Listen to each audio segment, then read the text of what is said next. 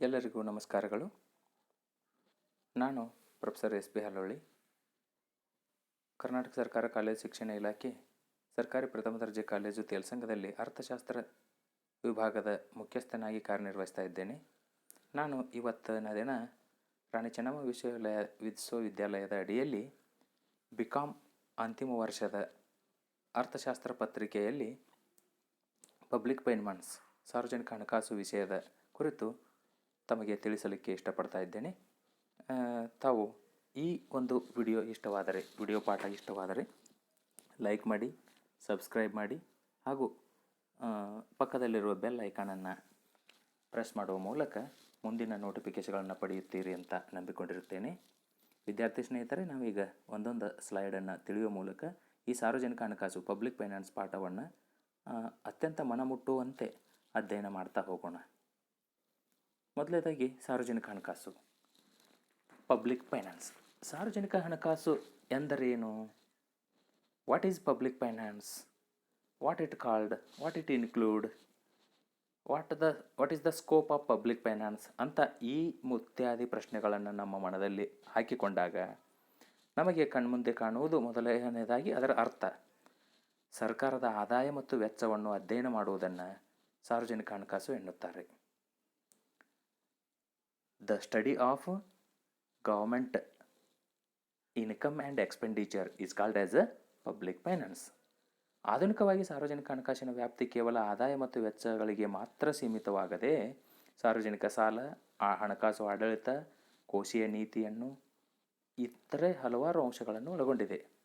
ಸಾರ್ವಜನಿಕ ಹಣಕಾಸಿನ ಪ್ರಮುಖ ವಸ್ತು ವಿಷಯಗಳೆಂದರೆ ಕೋಶೀಯ ನೀತಿ, fiscal policy, public expenditure and public ಡೆಬ್ಟ್.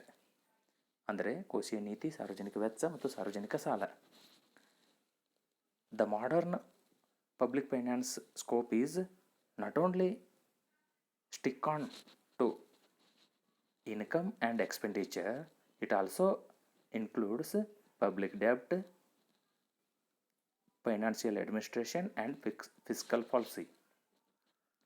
The fiscal policy, public debt and public expenditure are the major things in public finance. ವಿದ್ಯಾರ್ಥಿ ಮಿತ್ರರೇ, ನಾನು ಈ ಒಂದು ವಿಡಿಯೋ ಪಾಠದಲ್ಲಿ ನೀವು ಪೌಸ್ ಮಾಡಿ ಇದನ್ನು ನೋಟ್ ಸಹಿತ ಮಾಡಿಕೊಳ್ಳಿ ಅನ್ನೋ ಉದ್ದೇಶಕ್ಕಾಗಿ ಇಷ್ಟು ಹೆಚ್ಚಿನ ವಿಷಯವನ್ನು ಇದರಲ್ಲಿ ಅಳವಡಿಸಿದ್ದೇನೆ. ಆದ್ದರಿಂದ ಅದರ ಸದುಪಯೋಗವನ್ನು ಕೂಡ ತಾವು ಪಡ್ಕೋಬೇಕು. ನಂತರದಲ್ಲಿ ಹಾಗಾದರೆ ಸಾರ್ವಜನಿಕ ಈ ಹಣಕಾಸಿನ ಅಡಿಯಲ್ಲಿ ನಾವು ಮೊದಲನೇದಾಗಿ ಸಾರ್ವಜನಿಕ ಆದಾಯದ ಮೂಲಗಳು, ಸಾರ್ವಜನಿಕ ಆದಾಯವನ್ನು ತಿಳ್ಕೊಳ್ಳೋಣ. Public income. The source of public income are divided into 2 groups, classification into 2 parts. One is revenue receipts, another one is capital receipts. ಒಂದು ಕಂದಾಯ ಸ್ವೀಕೃತಿಗಳು, ಇನ್ನೊಂದು ಬಂಡವಾಳ ಸ್ವೀಕೃತಿಗಳು. ಕಂದಾಯ ಸ್ವೀಕೃತಿಗಳು ಮತ್ತು ಬಂಡವಾಳ ಸ್ವೀಕೃತಿಗಳು ಸಾರ್ವಜನಿಕ ಆದಾಯದ ಮೂಲಗಳನ್ನು ಈ ರೀತಿ ವರ್ಗೀಕರಿಸಲಾಗುತ್ತದೆ. ಸ್ನೇಹಿತರೆ ನೋಡಿ, ಸಾರ್ವಜನಿಕ ಆದಾಯವನ್ನು ನಾವು ಒಂದು ಫ್ಲೋಚಾರ್ಟ್ನಲ್ಲಿ ನೋಡಿದಾಗ ಈ ರೀತಿ ಇರುತ್ತೆ. ಸಾರ್ವಜನಿಕ ಆದಾಯ ಮೊದಲನೇ ಭಾಗ ಕಂದಾಯ ಸ್ವೀಕೃತಿಗಳು, ಎರಡನೇ ಭಾಗ ಬಂಡವಾಳ ಸ್ವೀಕೃತಿಗಳು. ಸ್ನೇಹಿತರೆ, ಸಾರ್ವಜನಿಕ ಆದಾಯವನ್ನು ನಾವು ಮುಖ್ಯವಾಗಿ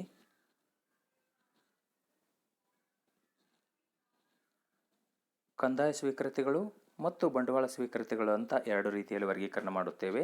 ಕಂದಾಯ ಸ್ವೀಕೃತಿಯಲ್ಲಿ ತೆರಿಗೆ ಆದಾಯ 1, ತೆರಿಗೆಯೇತರ ಆದಾಯ 2 ರೀತಿಯ ಮತ್ತೆ 2 ಭಾಗಗಳನ್ನು ವಿಂಗಡಿಸುತ್ತೇವೆ. ಆ ತೆರಿಗೆ ಆದಾಯದಲ್ಲಿ ನೇರ ತೆರಿಗೆಗಳು ಮತ್ತು ಪರೋಕ್ಷ ತೆರಿಗೆಗಳು, I mean direct taxes and indirect taxes. It has 2 parts. ಅದೇ ರೀತಿಯಾಗಿ ತೆರಿಗೆಯೇತರ ಆದಾಯ ನಾನ್ ಟ್ಯಾಕ್ಸ್ ರೆವೆನ್ಯೂದಲ್ಲಿ ಆಡಳಿತಾತ್ಮಕ ಆದಾಯ, ಸಾರ್ವಜನಿಕ ಉದ್ದಿಮೆಗಳ ಆದಾಯ, administrative income and public sector undertakings income, oil and natural gas corporation, ONGC, ಈ ನವರತ್ನಗಳು ಅಂತ ಏನು ಕರಿತೇವೆ. ಅದಲ್ಲದೆ ಇತರೆ ಮಿನಿ ರತ್ನಗಳಿದ್ದಾವೆ. ಈ ಎಲ್ಲ ಕರ್ನಾಟಕಕ್ಕೆ ಸಂಬಂಧಿಸಿದಂತೆ ಮೈಸೂರು ಸ್ಯಾಂಡಲ್ ಸೋಪ್ ಇರ್ಬೋದು, ಈ ಎಲ್ಲ ಉದ್ದಿಮೆಗಳು, ಸರ್ಕಾರದ ಉದ್ಯಮಗಳು, ಸಾರ್ವಜನಿಕ ಉದ್ಯಮಗಳು ಏನಿದಾವಲ್ಲ, ಈ ಎಲ್ಲ ಉದ್ಯಮಗಳಿಂದ ಬರೆಯುವ ಆದಾಯವನ್ನು ಸಾರ್ವಜನಿಕ ಉದ್ಯಮಿಗಳ ಆದಾಯ ಅಂತ ವಿಂಗಡಿಸುತ್ತೇವೆ ಸ್ನೇಹಿತರೆ. ಈ ರೀತಿ ಕಂದಾಯ ಸ್ವೀಕೃತಿಗಳು. ಇನ್ನು ಬಂಡವಾಳ ಸ್ವೀಕೃತಿಯಲ್ಲಿ ಮುಖ್ಯವಾಗಿ ಮರುಪಾವತಿಯಾದ ಸಾಲ ಮತ್ತು ಬಡ್ಡಿ. ಮರುಪಾವತಿಯಾದಂತಹ ಸಾಲ ಮತ್ತು ಬಡ್ಡಿ. ನಾವು ಕೇಂದ್ರ ಸರ್ಕಾರ, ರಾಜ್ಯ ಸರ್ಕಾರಗಳಿಗೆ ಸಾಲವನ್ನು ನೀಡಿರುತ್ತದೆ, ಜಗತ್ತಿನ ಬೇರೆ ದೇಶಗಳಿಗೆ ಸಾಲವನ್ನು ನೀಡಿರುತ್ತದೆ. ಆ ಸಾಲದ ಕಂತು ಮತ್ತು ಬಡ್ಡಿ ಮರುಪಾವತಿಯಾಗುತ್ತದೆ. ಇದನ್ನು ಬಂಡವಾಳ ಸ್ವೀಕೃತಿಯಲ್ಲಿ ದಾಖಲಿಸುತ್ತೇವೆ. ಅದೇ ರೀತಿಯಾಗಿ ಇನ್ನೊಂದು ಮುಖ್ಯವಾದಂಥ ಬಂಡವಾಳ ಸ್ವೀಕೃತಿಯ ಮೂಲ ಆಂತರಿಕ ಮತ್ತು ಬಾಹ್ಯ ಸಾಲಗಳು. ವಿದ್ಯಾರ್ಥಿ ಮಿತ್ರರೇ, ನಾವು ಸಾಮಾನ್ಯವಾಗಿ ಬಾಹ್ಯ ಸಾಲನ ದೊಡ್ಡ ಇದೆ ಅಂತ ಹೇಳ್ತೀವಿ. ಆದರೆ ಮುಖ್ಯವಾಗಿ ಬಾಹ್ಯ ಸಾಲದಕ್ಕಿಂತ ಆಂತರಿಕ ಸಾಲ ಹೆಚ್ಚಾಗಿರುತ್ತದೆ.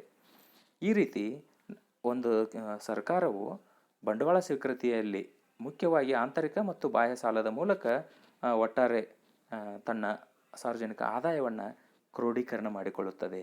S, this is the flow chart of public income. Yes, ಇನ್ನು ಕಂದಾಯ ಇವುಗಳನ್ನು ಒಂದೊಂದಾಗಿ ವಿವರಿಸ್ತಾ ಹೋದಂತೆ ಕಡ್ಡಾಯ ಪಾವತಿಯ ರೂಪದಲ್ಲಿ ಸಾರ್ವಜನಿಕ ಆದಾಯಕ್ಕೆ ಕಂದಾಯ ಸ್ವೀಕೃತಿಗಳೆಂದು ಹೆಸರು. ಕಡ್ಡಾಯ ಪಾವತಿ ರೂಪದಲ್ಲಿರುತ್ತವೆ. ಅಂದರೆ ಕಡ್ಡಾಯ ಪಾವತಿ ಅನ್ನೋದು ಈ ಕಾರಣಕ್ಕಾಗಿ, ತೆರಿಗೆ ಅಂದರೆ ಯಾವುದೇ ಪ್ರತಿಫಲಾಪೇಕ್ಷೆ ಇಲ್ಲದೆ ಸಾರ್ವಜನಿಕರು ಸರ್ಕಾರಕ್ಕೆ ನೀಡಬಹುದಾದಂಥ ಕಡ್ಡಾಯ ವಂತಿಗೆಯನ್ನು ತೆರಿಗೆ ಅಂತ ಕರಿತೀವಿ. ಆ ಕಡ್ಡಾಯವಾಗಿ ಪಾವತಿಸುವ ಕಾರಣಕ್ಕಾಗಿ ಇದಕ್ಕೆ ಕಡ್ಡಾಯ ಪಾವತಿ ಅಂತ ಹೇಳ್ತಾರೆ. ಇವು ತೆರಿಗೆ ರೂಪದಲ್ಲಿರ್ಬೋದು ಅಥವಾ ತೆರಿಗೆಯೇತರ ರೂಪದಲ್ಲಿರ್ಬೋದು. ತೆರಿಗೆ ಆದಾಯದಲ್ಲಿ ತೆರಿಗೆಗಳು ಕಡ್ಡಾಯ ಪಾವತಿಗಳಾಗಿರುತ್ತವೆ. ಸಂಪತ್ತು ಮತ್ತು ಆದಾಯದ ಮೇಲಿನ ತೆರಿಗೆಗಳು ನೇರ ತೆರಿಗೆಗಳಾದರೆ, ಸರಕುಗಳ ಮೇಲಿನ ತೆರಿಗೆಗಳೆಲ್ಲವೂ ಪರೋಕ್ಷ ತೆರಿಗೆಗಳಾಗಿರುತ್ತವೆ. ಉದಾಹರಣೆಗೆ ಆದಾಯ ತೆರಿಗೆ, ಇನ್ಕಮ್ ಟ್ಯಾಕ್ಸ್ ಆದಾಯದ ಮೇಲಿನ ತೆರಿಗೆ ಆದರೆ, GST ಸರಕುಗಳ ಮೇಲಿನ ತೆರಿಗೆಯಾಗುತ್ತದೆ. ತೆರಿಗೆಯೇತರ ಆದಾಯ ಅಂದಾಗ ಇವು ಸರ್ಕಾರ, ಇಲಾಖೆಗಳಿಂದ, ಉದ್ದಿಮೆಗಳಿಂದ ಬರುವ ಆದಾಯವಾಗಿರುತ್ತವೆ. ವಿಶಾಲ ಅರ್ಥದಲ್ಲಿ ತೆರಿಗೆಯೇತರ ಆದಾಯದಲ್ಲಿ ಬಂಡವಾಳ ಸ್ವೀಕೃತಿಗಳು ಕೂಡ ಒಳಗೊಂಡಿರುತ್ತವೆ. ಆದರೆ ನಾವು ಇದನ್ನು ಬೇರೆ ರೀತಿಯಲ್ಲಿ ವಿಂಗಡಿಸಿರುತ್ತೇವೆ. ಈ ರೀತಿ ಇದೆ ಸ್ನೇಹಿತರೆ. ನಂತರದಲ್ಲಿ ತೆರಿಗೆ ಆದಾಯದಲ್ಲಿ ಟ್ಯಾಕ್ಸ್ ರೆವೆನ್ಯೂ. ಜನರು ಸರ್ಕಾರದಿಂದ ಯಾವುದೇ ನೇರ ಪ್ರತಿಫಲವನ್ನು ಅಪೇಕ್ಷಿಸದೆ ಸರ್ಕಾರಕ್ಕೆ ಕಡ್ಡಾಯವಾಗಿ ಸಲ್ಲಿಸಲೇಬೇಕಾದ ವಂತಿಗೆಯನ್ನು ಕಡ್ಡಾಯವಾಗಿ ಸಲ್ಲಿಸಲೇಬೇಕು. ತಾವು ಪಡೆದುಕೊಂಡಂಥ ಒಂದು ಆಡಳಿತಾತ್ಮಕ ವ್ಯವಸ್ಥೆ, ನ್ಯಾಯ ತೀರ್ಮಾನ ಮತ್ತು ನಮಗೆ ನೀಡ್ತಕ್ಕಂಥ ಪೊಲೀಸ್ ವ್ಯವಸ್ಥೆ ಅಥವಾ ಮಿಲಿಟರಿ ವ್ಯವಸ್ಥೆ, ಒಟ್ಟಾರೆ ರಕ್ಷಣೆಗೆ ಪ್ರತಿಫಲ ಅಂತ ಅಂದುಕೊಂಡ್ರೂ ಏನು ತಪ್ಪಿಲ್ಲ. ಒಟ್ಟಾರೆ ಪ್ರತಿಫಲ ಅಪೇಕ್ಷಿಸದೆ ಸರ್ಕಾರಕ್ಕೆ ನಾವು ಕಡ್ಡಾಯವಾಗಿ ಸಲ್ಲಿಸಬೇಕಾದಂಥ ವಂತಿಗೆಯನ್ನು ತೆರಿಗೆ ಎಂದು ಕರೆಯಲಾಗುತ್ತದೆ. ಪ್ರಮುಖವಾಗಿ 2 ರೀತಿಯ ತೆರಿಗೆಗಳನ್ನು ಸರ್ಕಾರ ಸಾಮಾನ್ಯವಾಗಿ ವಿಧಿಸುತ್ತದೆ. 2019 ಮತ್ತು 20ನೇ ಸಾಲಿನಲ್ಲಿ 70% ಆದಾಯವು ತೆರಿಗೆಯ ಮೂಲದಿಂದ ಸಂಗ್ರಹವಾಗುವುದೆಂದು ಅಂದಾಜು ಮಾಡಲಾಗಿದೆ. ಹಾಗಾದರೆ ಅವು ಯಾವ ತೆರಿಗೆಗಳು ಅಂತ ನಾವು ನೋಡ್ತಾ ಹೋದರೆ, ಮೊದಲನೇದಾಗಿ ನಮಗೆ ಕಂಡುಬರುವುದು ಪ್ರತ್ಯಕ್ಷ ತೆರಿಗೆಗಳು ಸ್ನೇಹಿತರೆ. Direct taxes. ತೆರಿಗೆಯ ಹೊರೆಯನ್ನು ಮತ್ತೊಬ್ಬರಿಗೆ ವರ್ಗಾಯಿಸಲು ಸಾಧ್ಯವಿಲ್ಲದ ತೆರಿಗೆಗಳನ್ನು, the burden of the tax not transfer to other is called as a direct taxes. ತೆರಿಗೆಯ ಹೊರೆಯನ್ನು ಮತ್ತೊಬ್ಬರಿಗೆ ವರ್ಗಾಯಿಸಲು ಸಾಧ್ಯವಿಲ್ಲದ ತೆರಿಗೆಗಳನ್ನು ನೇರ ಅಥವಾ ಪ್ರತ್ಯಕ್ಷ ತೆರಿಗೆ ಎನ್ನುವರು. ಅಂದರೆ ತೆರಿಗೆಯ ಆಘಾತ ಮತ್ತು ಭಾರ ಒಬ್ಬನೇ ವ್ಯಕ್ತಿಯ ಮೇಲಿದ್ದರೆ ಅದನ್ನು ಪ್ರತ್ಯಕ್ಷ ತೆರಿಗೆ ಎನ್ನಲಾಗುತ್ತದೆ. ಈಗ ಉದಾಹರಣೆಗೆ, ಒಂದು ವಸ್ತುವನ್ನು ಖರೀದಿಸಿದ ತಕ್ಷಣ ಅದರ ತೆರಿಗೆ ತಕ್ಷಣದಲ್ಲಿ ಅದು ಆ ವಸ್ತುವನ್ನು ಮಾರಾಟ ಮಾಡಿದ ವ್ಯಕ್ತಿಯ ಮೇಲೆ ಬಿದ್ದರೆ ಅದನ್ನು ಉದಾಹರಣೆಗೆ ಒಬ್ಬ ಹೋಲ್ಸೇಲ್ ಡೀಲರ್ ತಾನು ಉತ್ಪಾದಕನಿಂದ ಪಡೆದಾಗ ತೆರಿಗೆಯನ್ನು ಕಟ್ಟಿ ಬರುತ್ತಾನೆ. ಆವಾಗ ತಕ್ಷಣಕ್ಕೆ ಅದರ ತೆರಿಗೆ ಆಘಾತ ಆಗಿರುತ್ತದೆ. ಆದರೆ ಅವನು ಆ ವಸ್ತುವನ್ನು ಗ್ರಾಹಕನಿಗೆ ಮಾರಾಟ ಮಾಡಿದಾಗ, ಅನುಭೋಗಿಗಳಿಗೆ ಮಾರಾಟ ಮಾಡಿದಾಗ ತನ್ನ ಆಘಾತವನ್ನು, ಭಾರವನ್ನು ಮತ್ತೊಬ್ಬರ ಮೇಲೆ ಗ್ರಾಹಕರ ಮೇಲೆ ಹೊರಿಸುತ್ತಾನೆ. ಈ ರೀತಿಯ ತೆರಿಗೆಯನ್ನು, ಅಂದರೆ ತೆರಿಗೆಯ ಆಘಾತ ಮತ್ತು ಭಾರ ಒಬ್ಬನೇ ವ್ಯಕ್ತಿಯ ಮೇಲಿದ್ದರೆ ಅದನ್ನು ಪ್ರತ್ಯಕ್ಷ ತೆರಿಗೆ ಅಂದರೆ, ತೆರಿಗೆ ಭರಿಸಿ ನಂತರ ಅದನ್ನು ಗ್ರಾಹಕರಿಗೆ ವರ್ಗಾಯಿಸಿದರೆ ಅದು ಪರೋಕ್ಷ ತೆರಿಗೆ ಆಗುತ್ತದೆ ಸ್ನೇಹಿತರೆ. ಪ್ರಸ್ತುತ ಕೇಂದ್ರ ಸರ್ಕಾರಕ್ಕೆ ಅತಿ ಹೆಚ್ಚಿನ ಪ್ರಮಾಣದ ಆದಾಯವು ಪ್ರತ್ಯಕ್ಷ ತೆರಿಗೆಯಿಂದ ಸಂಗ್ರಹವಾಗುತ್ತಿದೆ.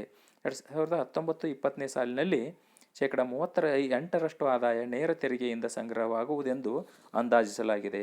ಅದರಲ್ಲಿ ಪ್ರತ್ಯಕ್ಷ ತೆರಿಗೆಗಳಲ್ಲಿ ಪ್ರಮುಖವಾದವುಗಳೆಂದರೆ ಈ ರೀತಿ ಇವೆ ಸ್ನೇಹಿತರೆ.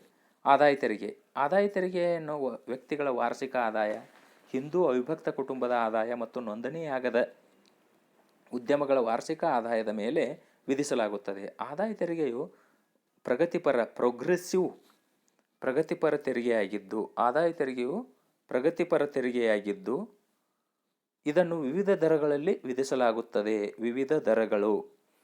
ಪ್ರಸ್ತುತ ಆದಾಯ ತೆರಿಗೆ ವಿನಾಯಿತಿ ಮಿತಿಯನ್ನು 2.5 ಲಕ್ಷಗಳಿಗೆ ಹೆಚ್ಚಿಸಲಾಗಿದ್ದು ವಾರ್ಷಿಕ ಆದಾಯ 2.5 ಲಕ್ಷಗಳವರೆಗೆ ಆದಾಯ ಹೊಂದಿರುವ ವ್ಯಕ್ತಿಗಳು ಯಾವುದೇ ತೆರಿಗೆಯನ್ನು ಪಾವತಿಸುವಂತಿಲ್ಲ.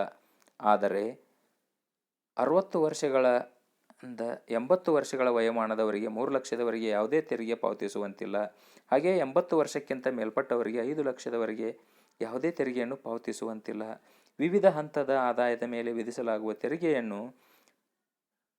ತೆರಿಗೆ ದರಗಳನ್ನು ಕೆಳಗೆ ನೀಡಲಾಗಿದೆ. ಆದರೆ ವೈಯಕ್ತಿಕ ತೆರಿಗೆ ಪಾವತಿದಾರರ ತೆರಿಗೆ ವಾರ್ಷಿಕ ಆದಾಯ 5 ಲಕ್ಷದವರೆಗೆ ಹೊಂದಿದ್ದಾಗ ಅವರಿಗೆ 5 ಲಕ್ಷದವರೆಗೆ ತೆರಿಗೆ ವಿನಾಯಿತಿಯನ್ನು ನೀಡಲಾಗಿದೆ ಸ್ನೇಹಿತರೆ. ಅದು ಈ ರೀತಿ ಇದೆ ನೋಡಿ. ತೆರಿಗೆ ಆದಾಯ ಮೊದಲನೇ ಕಾಲಂನಲ್ಲಿ ತೆರಿಗೆಯ ಪ್ರಮಾಣ 2.5 ಲಕ್ಷದವರೆಗೆ ಇದ್ದರೆ ಶೂನ್ಯ ತೆರಿಗೆ ದರ. 2.5ರಿಂದ 5 ಲಕ್ಷದವರೆಗೆ 5%, 5ರಿಂದ 10 ಲಕ್ಷದವರೆಗೆ 20%, 10 ಲಕ್ಷದಿಂದ ಮೇಲ್ಪಟ್ಟು 30%, 50 ಲಕ್ಷದಿಂದ 1 ಕೋಟಿವರೆಗಿನ ಆದಾಯದವರೆಗೆ 10% ಸರ್ಚಾರ್ಜ್ ಇದೆ. 1 ಕೋಟಿ ಮೇಲ್ಪಟ್ಟು ಆದಾಯವಂತರಿಗೆ 15% ಸರ್ಚಾರ್ಜ್ ಇದೆ. ಅಂದರೆ ತೆರಿಗೆಯ ಮೇಲೇನು ತೆರಿಗೆ. ಉದಾಹರಣೆಗೆ ಈಗ 1 ಕೋಟಿಯವರಿದು 10 ಲಕ್ಷ ಟ್ಯಾಕ್ಸ್ ಆದರೆ 10 ಲಕ್ಷದ ಮೇಲೆ 15% ಸರ್ಚಾರ್ಜ್ ವಿಧಿಸಲಾಗುವುದು. 2017-18 ಮುಂಗಡ ಪತ್ರದಲ್ಲಿ ಈ ರೀತಿಯ ದರವನ್ನು ವಿಧಿಸಲಾಗಿದ್ದು ಈ ಸದ್ಯ ಕೂಡ ಇದೇ ಚಾಲ್ತಿಯಲ್ಲಿದೆ. ಆದರೆ ಈ 5 ಲಕ್ಷದವರೆಗಿನ ಈ 5% ತೆರಿಗೆಯನ್ನು ಸದ್ಯಕ್ಕೆ ವಿನಾಯಿತಿ ನೀಡಲಾಗಿದೆ ಸ್ನೇಹಿತರೆ. ಇದಿಷ್ಟು ಪ್ರತ್ಯಕ್ಷ ತೆರಿಗೆಗಳ ಒಂದು ವಿಧಾನದಲ್ಲಿ ಭಾರತ ಸರ್ಕಾರಕ್ಕೆ ಸಂಗ್ರಹವಾಗುತ್ತಿರುವ ಪ್ರಮುಖ ತೆರಿಗೆಯ ಮೂಲವಾಗಿದೆ. ಕಂಪನಿಗಳ ಮೇಲಿನ ತೆರಿಗೆ, ಕಾರ್ಪೊರೇಷನ್ ಟ್ಯಾಕ್ಸ್. ಕಾರ್ಪೊರೇಷನ್ ತೆರಿಗೆಯನ್ನು ನೋಂದಾಯಿತ ಉದ್ದಿಮೆಗಳ ಮತ್ತು ನಿಗಮಗಳ ವಾರ್ಷಿಕ ಆದಾಯದ ಮೇಲೆ ನೋಂದಾಯಿತ ಉದ್ಯಮಗಳು ಮತ್ತು ನಿಗಮಗಳ ಮೇಲೆ ವಾರ್ಷಿಕ ಆದಾಯದ ಮೇಲೆ ವಿಧಿಸುವ ತೆರಿಗೆಯಾಗಿದೆ.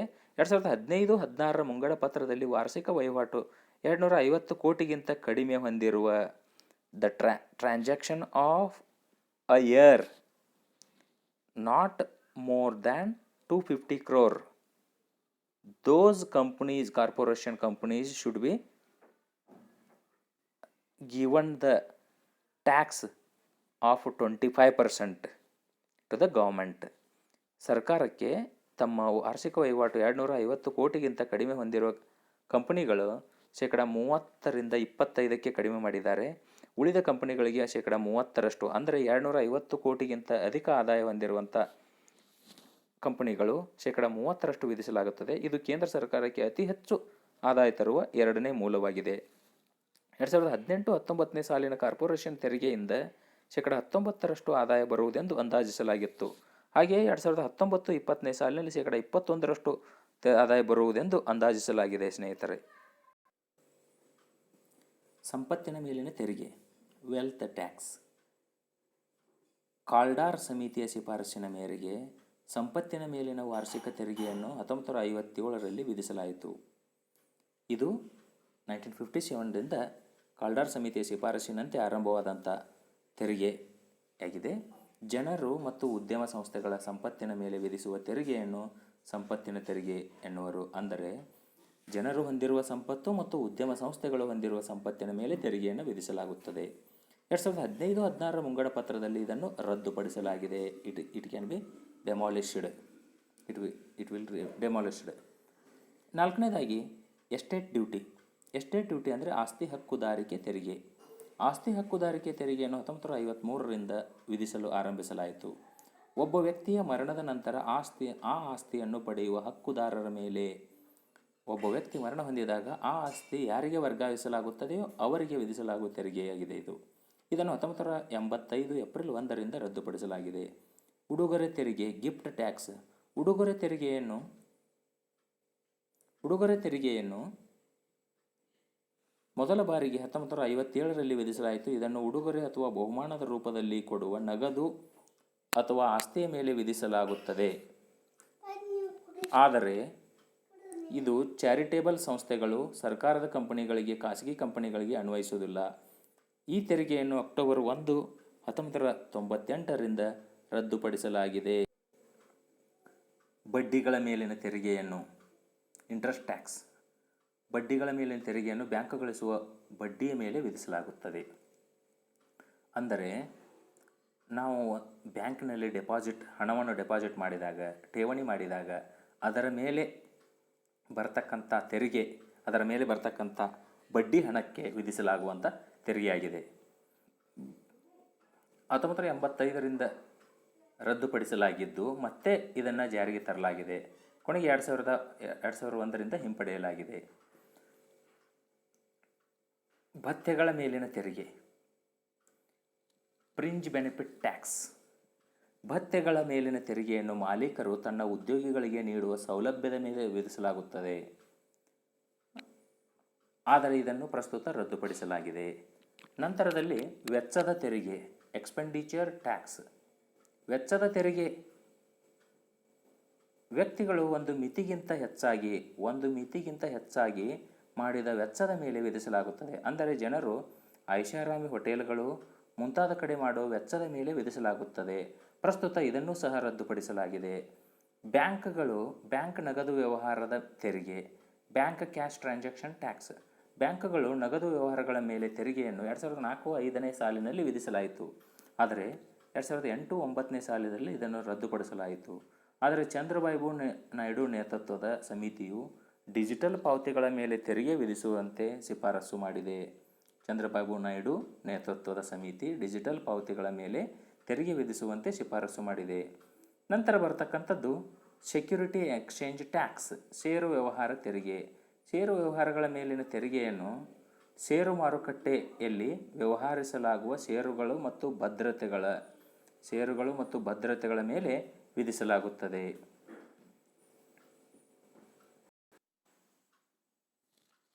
ಇನ್ನು ಪರೋಕ್ಷ ತೆರಿಗೆಗಳು, ಇಂಡೈರೆಕ್ಟ್ ಟ್ಯಾಕ್ಸಸ್. ಸರಕು ಮತ್ತು ಸೇವೆಗಳ ಮೇಲೆ ವಿಧಿಸುವ ತೆರಿಗೆಗಳನ್ನು ಪರೋಕ್ಷ ತೆರಿಗೆಗಳು ಎಂದು ಕರೆಯಲಾಗುತ್ತದೆ. ಅಥವಾ ತೆರಿಗೆಯ ಭಾರವನ್ನು ವರ್ಗಾಯಿಸಲು ಸಾಧ್ಯವಿರುವ ತೆರಿಗೆಗಳನ್ನು ಪರೋಕ್ಷ ತೆರಿಗೆಗಳು ಎಂದು ಕರೆಯಲಾಗುತ್ತದೆ. ಈ ರೂಪದ ತೆರಿಗೆಯ ಆಘಾತ ಒಬ್ಬರಿಗೆ ಆದರೆ ಭಾರ ಮತ್ತೊಬ್ಬರಿಗೆ ಆಗುತ್ತದೆ. ಇಂಥ ತೆರಿಗೆಗಳನ್ನು ಪರೋಕ್ಷ ತೆರಿಗೆಗಳು ಎಂದು ಕರೆಯಲಾಗುತ್ತದೆ. ಪ್ರಮುಖವಾದಂಥ ಪರೋಕ್ಷ ತೆರಿಗೆಗಳೆಂದರೆ ಕೇಂದ್ರ ಅಬಕಾರಿ ಸುಂಕಗಳು, ಯೂನಿಯನ್ ಎಕ್ಸೈಸ್ ಡ್ಯೂಟೀಸ್. ಆಂತರಿಕವಾಗಿ ಉತ್ಪಾದನೆಯಾಗುವ ಸರಕುಗಳ ಮೇಲೆ ವಿಧಿಸುವ ತೆರಿಗೆಯನ್ನು ಕೇಂದ್ರ ಅಬಕಾರಿ ಸುಂಕಗಳು ಎಂದು ಕರೆಯಲಾಗುತ್ತದೆ. ಉದಾಹರಣೆಗೆ ಸಕ್ಕರೆ, ಟೀ, ಕಾಫಿ, ಪೆಟ್ರೋಲ್, ಸಿಮೆಂಟ್ ಇತ್ಯಾದಿ.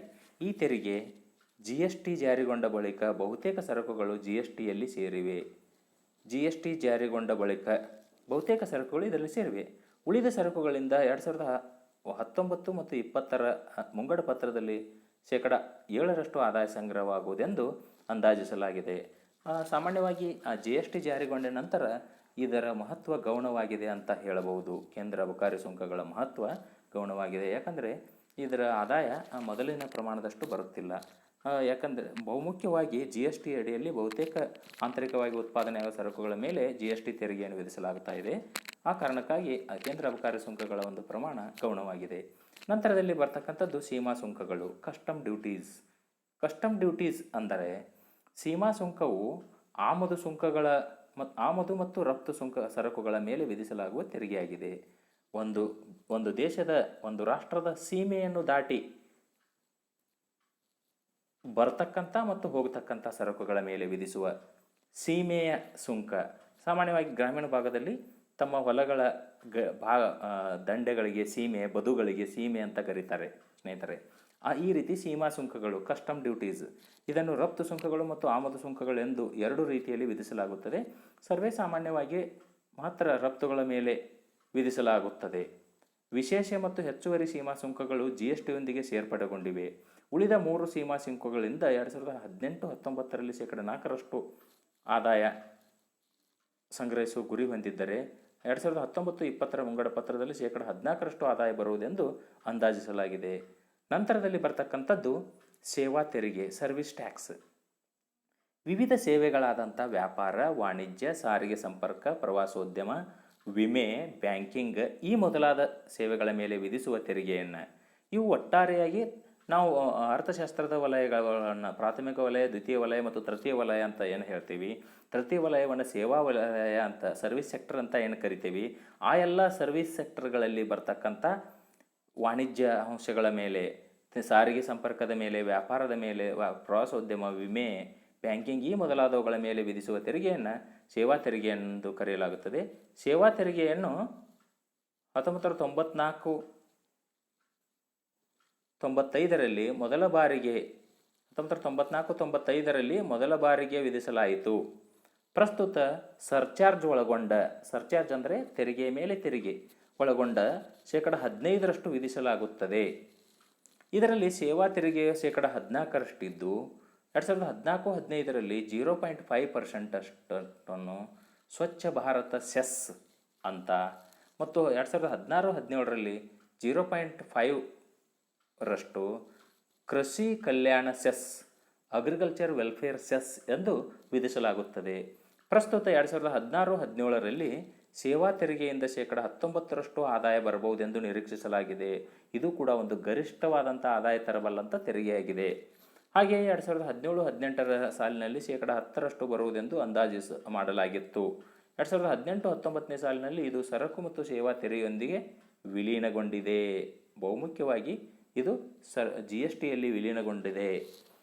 S, the very important one, GST, goods and service tax, ಸರಕು ಮತ್ತು ಸೇವಾ ತೆರಿಗೆ. ಕೇಂದ್ರ ಸರ್ಕಾರವು ಒಂದು ಸರಕು ಒಂದು ತೆರಿಗೆ ಒಂದು ರಾಷ್ಟ್ರ ಒಂದು ಮಾರುಕಟ್ಟೆ ಎಂಬ ತತ್ವದ ಆಧಾರದ ಮೇಲೆ ಸರಕು ಮತ್ತು ಸೇವಾ ತೆರಿಗೆಯನ್ನು 2017ರ ಜುಲೈ 1ರ ಮಧ್ಯರಾತ್ರಿ 12ಕ್ಕೆ ಜಾರಿಗೆ ಬಂದಿದೆ ಸ್ನೇಹಿತರೆ. ಆ ಮೂಲಕ ಬಹುತೇಕ ಎಲ್ಲ ಪರೋಕ್ಷ ತೆರಿಗೆಗಳಷ್ಟು ಒಂದೇ ತೆರಿಗೆ ವ್ಯವಸ್ಥೆಯಡಿಯಲ್ಲಿ ತರಲಾಗಿದೆ. ಕೇಂದ್ರ ಅಬಕಾರಿ ಸುಂಕ, ವಿಶೇಷ ಮತ್ತು ಹೆಚ್ಚುವರಿ ಕಸ್ಟಮ್ ಸುಂಕ ಮತ್ತು ಸೇವಾ ತೆರಿಗೆಗಳನ್ನು ಒಳಗೊಂಡಂತೆ ರಾಜ್ಯ ಸರ್ಕಾರಗಳ ಪರೋಕ್ಷ ತೆರಿಗೆಗಳನ್ನು ಇದರಲ್ಲಿ ವಿಲೀನಗೊಳಿಸಲಾಗಿದೆ. 2018-19ನೇ ಮುಂಗಡ ಪತ್ರದಲ್ಲಿ 23% ಆದಾಯ ಸರಕು ಸೇವಾ ತೆರಿಗೆಯಿಂದ ಬರುವುದಾಗಿ ಅಂದಾಜಿಸಲಾಗಿತ್ತು.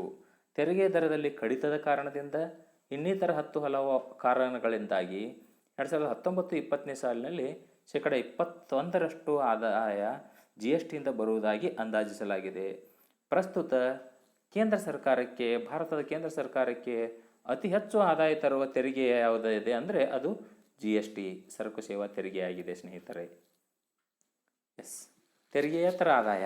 ಇನ್ನು ತೆರಿಗೆ ಆದಾಯದಲ್ಲಿ ಕಂದಾಯ ಸ್ವೀಕೃತಿಗಳಲ್ಲಿ ಬರ್ತಕ್ಕಂಥ ತೆರಿಗೆ ಆದಾಯ ಒಂದು ಭಾಗ ಆದರೆ ತೆರಿಗೆಯೇತರ ಆದಾಯ ನಾನ್ ಟ್ಯಾಕ್ಸ್ ಇನ್ಕಮ್ ಇನ್ನೊಂದು ಭಾಗ. ಕೇಂದ್ರ ಸರ್ಕಾರವು ತೆರಿಗೆಯನ್ನು ಹೊರತುಪಡಿಸಿ ಇನ್ನಿತರ ಕೆಲವು ತೆರಿಗೆಯೇತರ ಮೂಲದಿಂದಲೂ ಆದಾಯವನ್ನು ಸಂಗ್ರಹಿಸುತ್ತದೆ. ಇದನ್ನು ತೆರಿಗೆಯೇತರ ಆದಾಯ ಎಂದು ಪರಿಗಣಿಸಲಾಗುತ್ತದೆ. ಅತ್ಯಂತ ಪ್ರಮುಖವಾದಂಥ ತೆರಿಗೆಯೇತರ ಆದಾಯದ ಮೂಲಗಳೆಂದರೆ ಮೊದಲನೇದಾಗಿ ಸಾರ್ವಜನಿಕ ಉದ್ಯಮಗಳು ಗಳಿಸುವಂಥ ಲಾಭಗಳು. ಸ್ನೇಹಿತರೆ, ನಿಮಗೆಲ್ಲ ಗೊತ್ತಿರತಕ್ಕಂತೆ ಭಾರತದಲ್ಲಿ ಬಹಳಷ್ಟು ಅತ್ಯುತ್ತಮವಾದಂಥ ಲಾಭವನ್ನು ಗಳಿಸ್ತಕ್ಕಂಥ ಉದ್ಯಮಗಳಿವೆ. ಮೊದಲನೇದಾಗಿ ಇಂಡಿಯನ್ ರೈಲ್ವೆ ಕೂಡ ಒಂದು ಸಾರ್ವಜನಿಕ ಉದ್ಯಮ. ONGC, oil and natural gas corporation. ಕರ್ನಾಟಕದಕ್ಕೆ ಬಂದರೆ ಮೈಸೂರು ಸ್ಯಾಂಡಲ್ ಸೋಪ್ ಇರ್ಬೋದು. ಇನ್ನಿತರ ಭಾಳಷ್ಟು ಉದ್ಯಮಗಳು ಸಾರ್ವಜನಿಕ ಉದ್ಯಮಗಳಿವೆ. ಇವುಗಳು ಲಾಭ ಮತ್ತು ಇವುಗಳನ್ನು ನಡೆಸುವಂಥ ವಾರ್ಷಿಕ ವಹಿವಾಟಿನ ಆಧಾರದ ಮೇಲೆ ಇವುಗಳನ್ನು ಮಹಾರತ್ನ, ಮಿನಿ ರತ್ನ ಅಂತ ವರ್ಗೀಕರಣ ಮಾಡಲಾಗಿದೆ ಸ್ನೇಹಿತರೆ. ಈ ಸಾರ್ವಜನಿಕ ಉದ್ಯಮಗಳು ಗಳಿಸುವ ಲಾಭಗಳನ್ನು ತೆರಿಗೆಯೇತರ ಆದಾಯದಲ್ಲಿ ಪರಿಗಣಿಸಲಾಗುತ್ತದೆ. ನಂತರದಲ್ಲಿ ಬರ್ತಕ್ಕಂಥದ್ದು ಬಡ್ಡಿ ಸ್ವೀಕೃತಿಗಳು. ನೀಡಿದಂಥ ಸಾಲಕ್ಕೆ ಪಾವತಿಸುವ ಸಂದರ್ಭದಲ್ಲಿ ಬಡ್ಡಿಯನ್ನು ನೀಡುತ್ತಾರೆ. ಆ ಬಡ್ಡಿ ಸ್ವೀಕೃತಿಗಳು ಕೂಡ ತೆರಿಗೆಯೇತರ ಆದಾಯದಲ್ಲಿ ಬರುತ್ತವೆ. ರೈಲ್ವೆ, ಅಂಚೆ, ತಂತಿ ಸೇವೆಯಿಂದ ಗಳಿಸುವ ಆದಾಯ, ರಿಸರ್ವ್ ಬ್ಯಾಂಕ್ನಿಂದ ಗಳಿಸುವ ಆದಾಯ, ನಾಣ್ಯ ಮತ್ತು ಟಂಕಶಾಲೆಗಳಿಂದ ಬರ್ತಕ್ಕಂಥ ಆದಾಯ ಮತ್ತು ಆಡಳಿತಾತ್ಮಕ ಶುಲ್ಕಗಳ ರೂಪದಲ್ಲಿ ಬರ್ತಕ್ಕಂಥ ಆದಾಯ. ಈ ಎಲ್ಲ ಆದಾಯಗಳು ತೆರಿಗೆಯೇತರ ಆದಾಯದಲ್ಲಿ ಬರ್ತಕ್ಕಂಥ ಅಂಶಗಳಾಗಿವೆ. ತೆರಿಗೆಯೇತರ ಮೂಲಗಳಿಂದ ಭಾರತದ ಕೇಂದ್ರ ಸರ್ಕಾರಕ್ಕೆ 2016-17ನೇ ಸಾಲಿನಲ್ಲಿ 13% ಆದಾಯ ಬರುವುದೆಂದು ಅಂದಾಜು ಮಾಡಲಾಗಿತ್ತು. ಹಾಗೆಯೇ 2017-18 ಮುಂಗಡ ಪತ್ರದಲ್ಲಿ ಶೇಕಡ 10ರಷ್ಟು ಆದಾಯ ಬರುವುದೆಂದು ಅಂದಾಜು ಮಾಡಲಾಗಿದೆ. 18-19ನೇ ಸಾಲಿನಲ್ಲಿ ಶೇಕಡ 8ರಷ್ಟು ಆದಾಯ ಈ ಮೂಲದಿಂದ ಸಂಗ್ರಹ ಆಗುವ ನಿರೀಕ್ಷೆ ಇತ್ತು. ಹಾಗೆಯೇ 19-20ನೇ ಸಾಲಿನಲ್ಲಿ ಶೇಕಡ 8ರಷ್ಟು ಆದಾಯ ಈ ತೆರಿಗೆಯೇತರ ಮೂಲದಿಂದ ಬರುವ ನಿರೀಕ್ಷೆ ಇದೆ ಸ್ನೇಹಿತರೆ.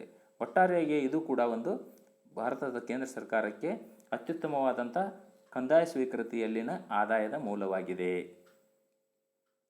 ಇನ್ನು ಬಂಡವಾಳ ಸ್ವೀಕೃತಿಗಳು. ಸರ್ಕಾರದ ಆದಾಯ, ಸಾರ್ವಜನಿಕ ಆದಾಯವನ್ನು ನಾವು ಮುಖ್ಯವಾಗಿ 2 ಭಾಗವಾಗಿ ವಿಂಗಡಿಸಿದಾಗ ಮೊದಲನೇ ಭಾಗ ಕಂದಾಯ ಸ್ವೀಕೃತಿ ಆದರೆ ಎರಡನೇ ಭಾಗ ಬಂಡವಾಳ ಸ್ವೀಕೃತಿ, ಕ್ಯಾಪಿಟಲ್ ರಿಸಿಪ್ಟ್ಸ್ ಅಂತ ಆಗುತ್ತದೆ. ಕೇಂದ್ರ ಸರ್ಕಾರವು ಕಂದಾಯ ಸ್ವೀಕೃತಿಯ ಜೊತೆಗೆ ಬಂಡವಾಳ ಸ್ವೀಕೃತಿಗಳ ಮೂಲಕವೂ ಆದಾಯವನ್ನು ಸ್ವೀಕರಿಸುತ್ತದೆ ಸ್ನೇಹಿತರೆ. ಇದು ಮುಖ್ಯವಾಗಿ 2 ಮೂಲಗಳಿಂದ. Mainly there are 2 sources. One is non-debt capital receipts. Another one is debt capital receipts. ಒಂದು ಸಾಲೇತರ ಬಂಡವಾಳ ಸ್ವೀಕೃತಿಗಳು. ಸಾಲೇತರ ಬಂಡವಾಳ ಸ್ವೀಕೃತಿಗಳನ್ನು ಪ್ರಮುಖವಾಗಿ ನೀಡಿರುವ ಸಾಲಗಳ ಮರುಪಾವತಿಯಿಂದ ಸಂಗ್ರಹಿಸಲಾಗುತ್ತದೆ. ಉದಾಹರಣೆಗೆ ಭಾರತ ಸರ್ಕಾರ ರಾಜ್ಯ ಸರ್ಕಾರಗಳಿಗೆ ನೀಡಿರುವ ಸಾಲಗಳು, ಅನುದಾನಗಳಲ್ಲ, ಸಾಲಗಳು, ಮತ್ತು ಜಗತ್ತಿನ ಹೊರ ದೇಶಗಳಿಗೆ ನೀಡಿರುವಂಥ ಸಾಲಗಳು, ಇವುಗಳು EMI ಸ್ವರೂಪದೊಳಗೆ ಭಾರತ ಸರ್ಕಾರಕ್ಕೆ ಮರುಪಾವತಿ ಆಗುತ್ತಿರುತ್ತವೆ. ಈ ರೀತಿ ಮರುಪಾವತಿ ಆಗತಕ್ಕಂಥ ಸಾಲಗಳ ಮರುಪಾವತಿಯಿಂದ ಸಂಗ್ರಹಿಸುವ ಆದಾಯವನ್ನು ಸಾಲೇತರ ಬಂಡವಾಳ ಸ್ವೀಕೃತಿಗಳು ಅಂತ ಪರಿಗಣಿಸಲಾಗುತ್ತದೆ. ಇದರ ಜೊತೆಗೆ ಹೂಡಿಕೆ ಹಿಂತೆಗೆತ ಮೊದಲಾದ ಮೂಲಗಳಿಂದ ಸಂಗ್ರಹಿಸಲಾಗುತ್ತದೆ. ಹೂಡಿಕೆ ಹಿಂತೆಗೆತ ಡಿಸ್ಇನ್ವೆಸ್ಟ್ಮೆಂಟ್ ಅಂತ ಕರಿತೀವಿ ಸ್ನೇಹಿತರೆ. ಸಾರ್ವಜನಿಕ ಉದ್ಯಮಗಳೇನಿದಾವಲ್ಲ, ಈ ಉದ್ಯಮಗಳಲ್ಲಿ 100ಕ್ಕೆ 100ರಷ್ಟು ಸರ್ಕಾರದ ಷೇರು ಇದ್ದಾಗ ಈ 100ರಲ್ಲಿ ಶೇಕಡ 5, ಶೇಕಡ 10, ಶೇಕಡ 20, ಶೇಕಡ 49ರವರೆಗೆ ಈ ರೀತಿ ಸರ್ಕಾರ ಈ ಹೂಡಿಕೆ ಹಿಂತೆಗೆತದ ಸಮಿತಿ ಅಥವಾ ಕ್ಯಾಬಿನೆಟ್ ಕಮಿಟಿ ಈ ಸಮಿತಿಯಿಂದ ನಿರ್ಧರಿಸಿದಷ್ಟು ಶೇಕಡ ಮೊತ್ತದ ಷೇರು ಮೌಲ್ಯವನ್ನು ಹಿಂತೆಗೆದುಕೊಂಡು ಆ ಷೇರುಗಳನ್ನು ಖಾಸಗಿಯವರಿಗೆ ಮಾರಾಟ ಮಾಡಲಾಗುತ್ತದೆ ಸ್ನೇಹಿತರೆ. ಈ ರೀತಿ ಮಾಡುವುದಕ್ಕೆ ಹೂಡಿಕೆ ಹಿಂತೆಗೆತ ಅಂತ ಕರೆಯುತ್ತಾರೆ. ಈ ಹೂಡಿಕೆ ಹಿಂತೆಗೆತ ಅಥವಾ ಡಿಸ್ಇನ್ವೆಸ್ಟ್ಮೆಂಟ್ ಮೂಲಗಳಿಂದ ಸಂಗ್ರಹಿಸುವಂಥ ಹಣವನ್ನು ಬಂಡವಾಳ ಸ್ವೀಕೃತಿ, ಸಾಲೇತರ ಬಂಡವಾಳ ಸ್ವೀಕೃತಿ ಅಂತ ಕರೆಯಲಾಗುತ್ತದೆ. ಈ ಮೂಲದಿಂದ, ಸಾಲೇತರ ಬಂಡವಾಳ ಸ್ವೀಕೃತಿ ಮೂಲದಿಂದ 2019-20ನೇ ಸಾಲಿನಲ್ಲಿ ಶೇಕಡ 3ರಷ್ಟು ಆದಾಯ ಸಂಗ್ರಹಿಸುವ ಗುರಿ ಹೊಂದಲಾಗಿದೆ ಸ್ನೇಹಿತರೆ. ನಂತರ ಬರ್ತಕ್ಕಂಥದ್ದು ಸಾಲ ಸ್ವೀಕೃತಿಗಳು, ಡೆಬ್ಟ್ ರಿಸಿಪ್ಟ್.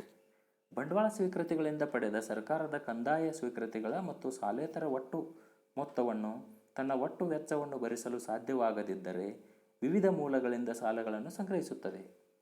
ಅಂದರೆ ಸರ್ಕಾರ ತನ್ನ ಮುಂಗಡ ಪತ್ರದಲ್ಲಿ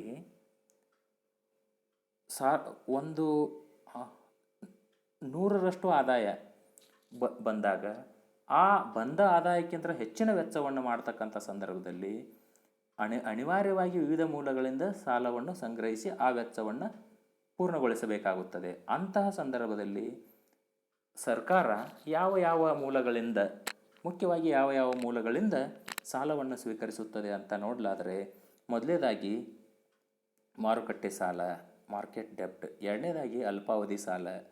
ಮೂರನೇದಾಗಿ ಸ್ಮಾಲ್ ಸೇವಿಂಗ್ಸ್, ಸಣ್ಣ ಉಳಿತಾಯಗಳು. ನಾಲ್ಕನೇದಾಗಿ ಕಾರ್ಮಿಕರ ಭವಿಷ್ಯ ನಿಧಿ, ಲೇಬರ್ ಪ್ರಾವಿಡೆಂಟ್ ಫಂಡ್, PF ಅಂತ ಏನು ಕರಿತೀವಿ ಸ್ನೇಹಿತರೆ, ಅದು. ಬಾಹ್ಯ ಸಾಲ, ಇತರೆ ಸಾಲ. ಸರ್ಕಾರವು 2016-17ನೇ ಸಾಲಿನಲ್ಲಿ ಶೇಕಡ 21ರಷ್ಟು ವೆಚ್ಚವನ್ನು ಸಾಲದ ಮೂಲಕ ಸಂಗ್ರಹಿಸಲು ಅಂದಾಜು ಮಾಡಲಾಗಿತ್ತು. 2017-18ನೇ ಸಾಲಿಗೆ ಶೇಕಡ 19ಕ್ಕೆ ಕಡಿಮೆ ಮಾಡಲಾಯಿತು. ಹಾಗೆಯೇ 18-19ನೇ ಸಾಲಿನಲ್ಲಿ ಶೇಕಡ 19ರಷ್ಟು ಸಾಲದ ಮೂಲದಿಂದ ಸಂಗ್ರಹಿಸಲಾಗಿತ್ತು ಆದಾಯವನ್ನು. ಹಾಗೆಯೇ 2019-20ನೇ ಸಾಲಿನಲ್ಲಿ ಶೇಕಡ 19ರಷ್ಟು ಸಾಲವನ್ನು ಸಂಗ್ರಹಿಸುವುದಾಗಿ ಅಂದಾಜು ಮಾಡಲಾಗಿದೆ ಸ್ನೇಹಿತರೆ. ಒಟ್ಟಾರೆಯಾಗಿ ಸಾಲದ ಸ್ವೀಕೃತಿಗಳ ಮೂಲಕ ಗರಿಷ್ಠ ಮಟ್ಟದ ಆದಾಯವನ್ನು ನಮ್ಮ ಸರ್ಕಾರ ಪಡೆದುಕೊಂಡು ತನ್ನ ನಿಗದಿಪಡಿಸಿದ ವೆಚ್ಚಗಳನ್ನು ಪೂರೈಸುತ್ತದೆ ಸ್ನೇಹಿತರೆ. ನಂತರ ಕೇಂದ್ರ ಸರ್ಕಾರ ವಿಧಿಸಿ ಸಂಗ್ರಹಿಸುವ ತೆರಿಗೆಗಳನ್ನು ನಾವು ಪಟ್ಟಿ ನೋಡಲಾದರೆ ಅವು ಈ ರೀತಿ ಇವೆ. ಕೃಷಿ ಆದಾಯವನ್ನು ಹೊರತುಪಡಿಸಿ ಕೃಷಿಯಲ್ಲಿ ಎಷ್ಟೇ ಆದಾಯ ಇದ್ದರೂ ಅವರಿಗೆ ಆದಾಯ ತೆರಿಗೆ ಇಲ್ಲ. ಕೃಷಿಯೇ ಒಂದೊಂದನ್ನು ಹೊರತುಪಡಿಸಿ ಇತರೆಲ್ಲ ಮೂಲಗಳಿಂದ ಬರ್ತಕ್ಕಂಥ ಆದಾಯದ ಮೇಲೆ ವಿಧಿಸುವ ತೆರಿಗೆ ಆದಾಯ ತೆರಿಗೆ. ಕಂಪನಿಗಳು, ನೋಂದಾಯಿತ ಕಂಪನಿಗಳ ಮೇಲೆ ವಿಧಿಸುವಂಥ ತೆರಿಗೆ, ಕಂಪನಿಗಳ ಲಾಭದ ಮೇಲೆ ವಿಧಿಸುವಂಥ ತೆರಿಗೆ ಕಂಪನಿ ಮೇಲಿನ ತೆರಿಗೆ ಕಾರ್ಪೊರೇಷನ್ ಟ್ಯಾಕ್ಸ್ ಅಂತ ಕರಿತೀವಿ ನಾವು. ಕಾರ್ಪೊರೇಷನ್ ಟ್ಯಾಕ್ಸ್ ಅಂದರೆ ನೀವು ತಕ್ಷಣ ಪುರಸಭೆ ಅಥವಾ ಇಲ್ಲಿ ನಗರ ಆಡಳಿತವನ್ನು ನೋಡ್ಕೊಳ್ತಕ್ಕಂಥ ಸ್ಥಳೀಯ ಸರ್ಕಾರ ಅಲ್ಲ, ಇದು ನೋಂದಾಯಿತವಾದಂಥ ಖಾಸಗಿ ಕಂಪನಿಗಳನ್ನು ಕಾರ್ಪೊರೇಷನ್ಗಳು ಅಂತ ನಿಗಮಗಳು ಅಂತ ಕರೀತಾರೆ. ಆ ಕಂಪನಿಗಳ ಮೇಲೆ ವಿಧಿಸುವಂಥ ತೆರಿಗೆ.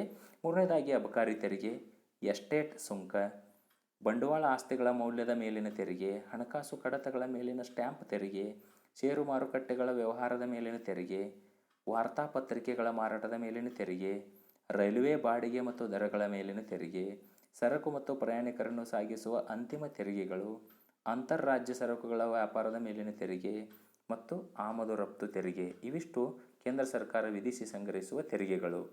ಇನ್ನು ರಾಜ್ಯ ಸರ್ಕಾರ ವಿಧಿಸಿ ಸಂಗ್ರಹಿಸುವ ತೆರಿಗೆಗಳನ್ನು ನೋಡ್ತಾ ಹೋದರೆ, ಪಟ್ಟಿ ಮಾಡ್ತಾ ಹೋದರೆ ಅವು ಈ ರೀತಿ ಇವೆ.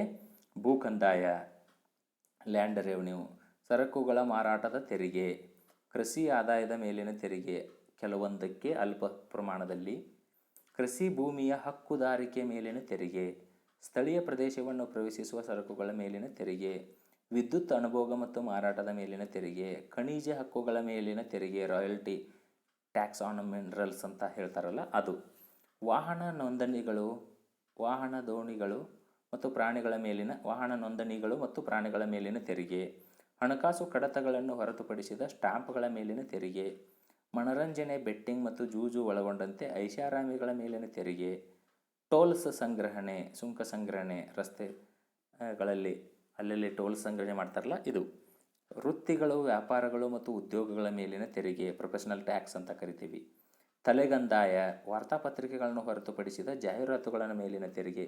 ಈ ಎಲ್ಲ ತೆರಿಗೆಗಳನ್ನು ಒಂದು ರಾಜ್ಯ ಸರ್ಕಾರ ವಿಧಿಸಿ ಸಂಗ್ರಹಿಸುತ್ತದೆ ಸ್ನೇಹಿತರೆ. ಇನ್ನು ಕೇಂದ್ರ ಸರ್ಕಾರ ವಿಧಿಸಿ ಸಂಗ್ರಹಿಸಿ ರಾಜ್ಯಗಳಿಗೆ ಸಂಪೂರ್ಣವಾಗಿ ವರ್ಗಾಯಿಸುವ ತೆರಿಗೆಗಳು. ಅಂದರೆ ಈ ತೆರಿಗೆಗಳನ್ನು ವಿಧಿಸುವುದು ಕೇಂದ್ರ ಸರ್ಕಾರ, ಸಂಗ್ರಹಿಸುವುದು ಕೇಂದ್ರ ಸರ್ಕಾರ. ಆದರೆ ಸಂಗ್ರಹಿಸಿದ 100%, 100% ಹಣವನ್ನು, ಆದಾಯವನ್ನು ಸಂಪೂರ್ಣವಾಗಿ ರಾಜ್ಯಗಳಿಗೆ ವರ್ಗಾಯಿಸಲಾಗುತ್ತದೆ. ಅದು ಮೊದಲನೇದಾಗಿ ಹಕ್ಕುದಾರಿಕೆ ತೆರಿಗೆ, ಎರಡನೇದಾಗಿ ಸರಕು ಮತ್ತು ಪ್ರಯಾಣಿಕರ ಮೇಲಿನ ಅಂತಿಮ ತೆರಿಗೆಗಳು, ರೈಲು ಸಾರಿಗೆ ಬಾಡಿಗೆ ಮತ್ತು ದರಗಳ ಮೇಲಿನ ತೆರಿಗೆ, ಷೇರು ಮಾರುಕಟ್ಟೆ ಮತ್ತು ಭವಿಷ್ಯ ನಿಧಿ ಮಾರುಕಟ್ಟೆಯ ವ್ಯವಹಾರದ ಮೇಲಿನ ತೆರಿಗೆಗಳು, ವಾರ್ತಾಪತ್ರಿಕೆಗಳು ಮತ್ತು ಪ್ರಚಾರಗಳ ಮಾರಾಟದ ಮೇಲಿನ ತೆರಿಗೆಗಳು. ಇವಿಷ್ಟು ತೆರಿಗೆಗಳನ್ನು ಕೇಂದ್ರ ಸರ್ಕಾರ ವಿಧಿಸಿ ಸಂಗ್ರಹಿಸಿ ಸಂಪೂರ್ಣವಾಗಿ ರಾಜ್ಯಗಳಿಗೆ ವರ್ಗಾಯಿಸುತ್ತದೆ ಸ್ನೇಹಿತರೆ. ಕೇಂದ್ರ ಸರ್ಕಾರ ತೆರಿಗೆ ವಿಧಿಸಿ ಸಂಗ್ರಹಿಸಿದ ಹಣವನ್ನು ರಾಜ್ಯಗಳೊಂದಿಗೆ ಹಂಚಿಕೆ ಮಾಡಿಕೊಳ್ಳುವ ತೆರಿಗೆಗಳು. ಅಂದರೆ ಈ ತೆರಿಗೆಗಳನ್ನು ಕೇಂದ್ರ ಸರ್ಕಾರ ವಿಧಿಸುತ್ತದೆ, ಸಂಗ್ರಹಿಸಿದ ಹಣವನ್ನು ರಾಜ್ಯಗಳೊಂದಿಗೆ ಒಂದು ನಿರ್ದಿಷ್ಟ ಹಣಕಾಸು ಆಯೋಗ ನಿಗದಿಪಡಿಸಿದ ದರದಲ್ಲಿ ವರ್ಗಾವಣೆ ಮಾಡಿಕೊಳ್ಳುತ್ತದೆ, ಹಂಚಿಕೊಳ್ಳುತ್ತದೆ ಸ್ನೇಹಿತರೆ. ಮೊದಲನೇದಾಗಿ ಆದಾಯ ತೆರಿಗೆ, income tax, very important one. ಪ್ರತ್ಯಕ್ಷ ತೆರಿಗೆ ಆದಂಥ ಆದಾಯ ತೆರಿಗೆಯನ್ನು ವಿಧಿಸಿ ರಾಜ್ಯಗಳಿಂದ ಹಂಚಿಕೆ ಮಾಡಿಕೊಳ್ಳುತ್ತದೆ. ಎರಡನೇದಾಗಿ ಕಾರ್ಪೊರೇಷನ್ ಟ್ಯಾಕ್ಸ್, ಕಂಪನಿಗಳ ಮೇಲಿನ ತೆರಿಗೆ. ಮೂರನೇದಾಗಿ ಅಬಕಾರಿ ಸುಂಕಗಳು. ನಾಲ್ಕನೇದಾಗಿ ಸೀಮಾ ಸುಂಕಗಳು, ಕಸ್ಟಮ್ ಡ್ಯೂಟೀಸ್. ನಂತರ ಸರ್ವಿಸ್ ಟ್ಯಾಕ್ಸ್, ಸೇವಾ ತೆರಿಗೆ. ಈ ಎಲ್ಲ ತೆರಿಗೆಗಳು ಮುಖ್ಯವಾದಂಥ ತೆರಿಗೆಯ ಮೂಲಗಳಿವು. ಗರಿಷ್ಠ ಆದಾಯ ಗಳಿಸ್ತಕ್ಕಂಥ ತೆರಿಗೆಯ ಮೂಲಗಳು. ಈ ಎಲ್ಲ ತೆರಿಗೆಗಳನ್ನು ಕೇಂದ್ರ ಸರ್ಕಾರ ವಿಧಿಸುತ್ತದೆ, ಆದರೆ ಸಂಗ್ರಹಿಸಿದ ಹಣವನ್ನು ರಾಜ್ಯಗಳೊಂದಿಗೆ ಹಂಚಿಕೆ ಮಾಡಿಕೊಳ್ಳುತ್ತದೆ. ಇನ್ನು ಕೇಂದ್ರ ಸರ್ಕಾರ ವಿಧಿಸಿ ರಾಜ್ಯಗಳು ಸಂಗ್ರಹಿಸಿ ಬಳಸಿಕೊಳ್ಳುವ ತೆರಿಗೆಗಳು. ವಿಧಿಸುವುದು ಕೇಂದ್ರ ಸರ್ಕಾರ, ಇಂತಿಷ್ಟು ಪ್ರಮಾಣದ ತೆರಿಗೆ ಅಂತ ವಿಧಿಸುವಿಕೆ ಕೇಂದ್ರ ಸರ್ಕಾರದಿಂದ. ಆದರೆ ಅದನ್ನು ಸಂಗ್ರಹಿಸಿ ಬಳಸಿಕೊಳ್ಳುವ ತೆರಿಗೆಗಳು ರಾಜ್ಯ ಸರ್ಕಾರ ಬಳಸಿಕೊಳ್ಳುತ್ತದೆ. ಅದು ಮೊದಲನೇದಾಗಿ ಸ್ಟ್ಯಾಂಪ್ ತೆರಿಗೆ, ಎರಡನೇದಾಗಿ ಆಲ್ಕೋಹಾಲ್ ಮತ್ತು ಔಷಧಿಗಳ ಮೇಲಿನ ಅಬಕಾರಿ ತೆರಿಗೆ. ಆಲ್ಕೋಹಾಲ್ ಮತ್ತು ಔಷಧಿಗಳ ಮೇಲಿನ ಅಬಕಾರಿ ತೆರಿಗೆ.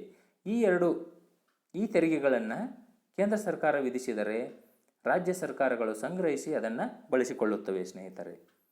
ಇದಿಷ್ಟು. ಇನ್ನು ಸಾರ್ವಜನಿಕ ವೆಚ್ಚ. ಸಾರ್ವಜನಿಕ ವೆಚ್ಚವನ್ನು ಮುಂದಿನ ತರಗತಿಯಲ್ಲಿ ಅಥವಾ ಮುಂದಿನ ಯೂಟ್ಯೂಬ್ ವಿಡಿಯೋದಲ್ಲಿ ಹೇಳುತ್ತೇನೆ ಸ್ನೇಹಿತರೆ.